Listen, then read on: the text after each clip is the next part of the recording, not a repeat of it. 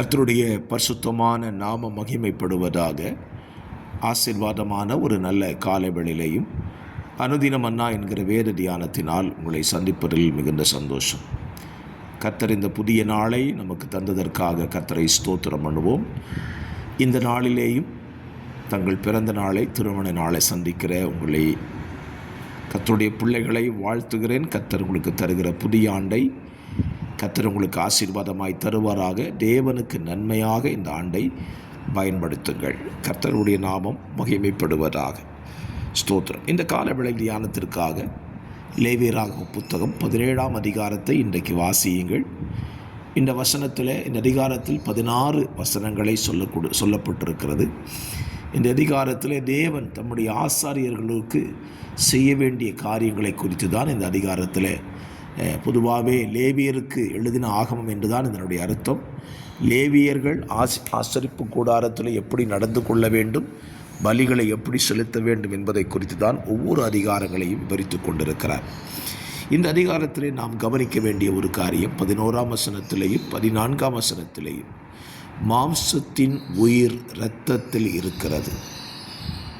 ஆகவே இரத்தத்தை சாப்பிடுகிறவன் அந்த மிருகத்தினுடைய உயிரை சாப்பிடுவதற்கு சமம்.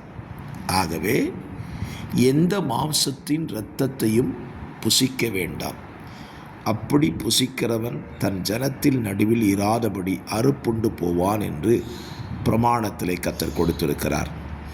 இன்றைக்கும் மனிதர்களாக இருக்கிறவர்கள் ஒரு மாம்சத்தினுடைய ஒரு மிருகத்தினுடைய மாம்சத்தை புசிப்பதை பார்க்கிலும் அதன் இரத்தத்தை வாங்கி புசிப்பதில் அநேகர் தீவிரம் காட்டுகிறார்கள்.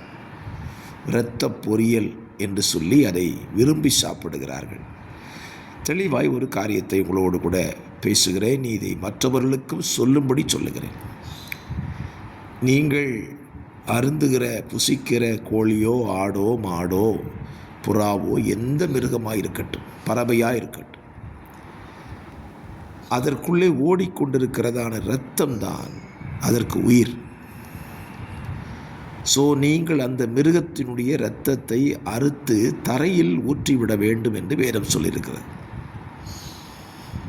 அப்பொழுது நீங்கள் புசிக்கிற ஆகாரம், அந்த மிருகத்தினுடைய உடல்கள் உங்களுக்கு நன்மையை கொண்டு வரும். மாறாக ஒரு மிருகத்தினுடைய, ஒரு ஆட்டினுடைய, ஒரு மாட்டினுடைய, ஒரு கோழியினுடைய, ஒரு புறாவினுடைய இரத்தத்தை நீங்கள் குடிப்பீர்களானால் அந்த மிருகத்தினுடைய உயிரை சாப்பிட்டதற்கு சமம். ஆண்டவராகிய இயேசு கிறிஸ்துவும் தன்னுடைய இரத்தத்தை இந்த பூமியில் ஊற்றி கொடுத்தார். ஒரு இரத்தத்தை ஒருத்தரும் ஒரு நாள் சாப்பிடக்கூடாது. ஒருவேளை இந்த வார்த்தையை கேட்டுக்கொண்டிருக்கிற நீங்கள் இரத்தத்தை வாங்கி சாப்பிடுகிறவர்களாயிருந்தால் இன்றிலிருந்து மனம் திரும்புங்கள். இரத்தத்தை சாப்பிடுவது உயிரை சாப்பிடுவதற்கு சமம். பாருங்க, நம்ம இன்னைக்கு ஒரு உயிரை சாப்பிட்றோம். யார் தெரியுமா? நம்முடைய இரட்சகர் நமக்கு கொடுத்ததான அவருடைய இரத்தம்.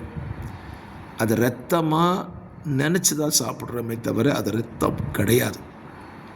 திராட்சைப்பழ ரசத்தை இரத்தமாய் கருதி தான் கொடுத்தார். இரத்தத்தை குடிக்க கொடுக்கலை.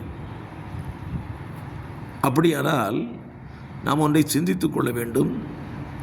தேவன் நமக்கு செய்யாத ஒரு காரியத்தை நம்ம செய்யக்கூடாது. ஆகவே இந்த காலவெளியிலே தவறுகளை திருத்திக் கொள்ளுகிற ஒரு நாளாக கூட இந்த நாளை எடுத்துக்கொள்ளுங்கள். எந்த மிருகத்தின் இரத்தத்தையும் நீங்கள் உணவாக எடுத்துக்கொள்ளாதிருங்கள். அது உங்களுக்கு நன்மையை கொண்டு வராது, அது தண்டனையைத்தான் கொண்டு வரும் என்று வேதம் சொல்லுகிறது. ஆகவே இந்த சத்தியத்தை இந்த காலவெளியில் புரிந்திருப்பீர்கள்.